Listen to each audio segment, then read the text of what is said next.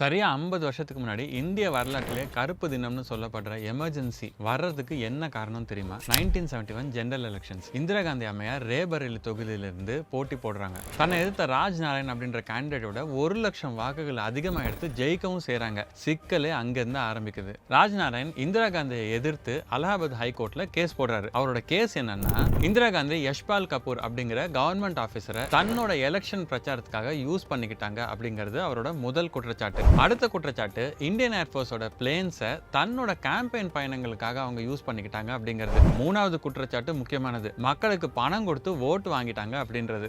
இப்பெல்லாம் பாத்தீங்கன்னா இது ரொம்ப சர்வசாதாரணமா நடக்குது. ஆனா representation of the people act 1951 படி இது மூணுமே குற்றம். அதனால அலகாபாத் ஹைகோர்ட் இதெல்லாம் எலக்டோரல் மால் பிராக்டிஸ் அப்படின்னு ஜூன் 12, 1975 அன்னைக்கு இந்திரா காந்தி 1971 எலெக்ஷன்ஸ் ஜெயிச்சதை நல் அண்ட் வாய்ட், அதாவது செல்லுபடி ஆகாது அப்படின்னு தீர்ப்பு கொடுத்துட்டாங்க. அது மட்டும் இல்ல, அடுத்த 6 வருஷத்துக்கு அவங்க பதவிக்கு வரக்கூடாதுன்னு சொல்லிட்டாங்க. யோசிச்சு பாருங்க, இன்னைக்கு இப்படி நடந்தா ஒரு அரசியல்வாதி கூட இருக்க மாட்டாங்க அவங்களோட பதவியில. கோர்ட் உத்தரவு போட்டுச்சு சரி, ஆனா இந்திரா காந்தி அம்மையார் ரிசைன் பண்ண மாட்டேன்னு அடம் பிடிச்சு சுப்ரீம் கோர்ட்டுக்கு அப்பீல் பண்ணாங்க. சுப்ரீம் கோர்ட்டும் அவங்க டெம்பரரியா பிஎம்ஆ தொடரலாம், ஆனா எம்பியா சம்பளம் வாங்கக்கூடாது அப்படின்னு ஜூன் 24ஆம் தேதி தீர்ப்பு கொடுத்தாங்க. பிஎம் ரிசைன் பண்ணணும்னு ஜெயபிரகாஷ் நாராயண் உட்பட பல அப்போசிஷன் பார்ட்டி லீடர்ஸ் நாடு முழுக்க போராட்டங்கள் பண்ணாங்க. அந்த போராட்டங்கள் தான் தனக்கு கிடைச்ச பெஸ்ட் சான்ஸ்னு இந்திரா காந்தி ஜூன் 25ஆம் தேதி 1975 இந்தியால எமர்ஜென்சி சூழ்நிலை உருவாயிடுச்சு அப்படின்னு அனௌன்ஸ் பண்ணி போராடுற எல்லா அப்போசிஷன் லீடர்ஸையும் பிடிச்சி ஜெயில போட்டாங்க. அதோட நிக்கல, கான்ஸ்டிடியூஷன்லயே பல திருத்தங்களையும் பண்ணாங்க.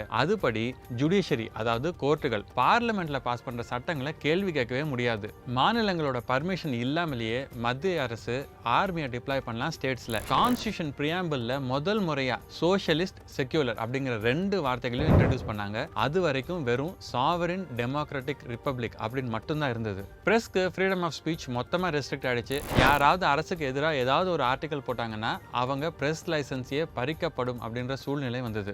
யாராலையுமே எதுவுமே பண்ண முடியல. அந்த 2 வருஷம் ஒரு சர்வாதிகாரியா தான் இந்திரா காந்தி ஆட்சி நடத்தினாங்க. கடைசியில 1977 தான் எமர்ஜென்சியை தூக்கினாங்க. இந்தியாவுக்கு டெஃபினட்டா டார்க் டேஸ். இதெல்லாம் நடக்கும்போது தமிழ்நாட்டில் செம இன்ட்ரெஸ்டிங்கான விஷயங்கள் நடந்தது. ஒரு புதிய நாயகனே உருவானாரு. அதை பத்தி நம்ம இன்னொரு வீடியோல பார்க்கலாம்.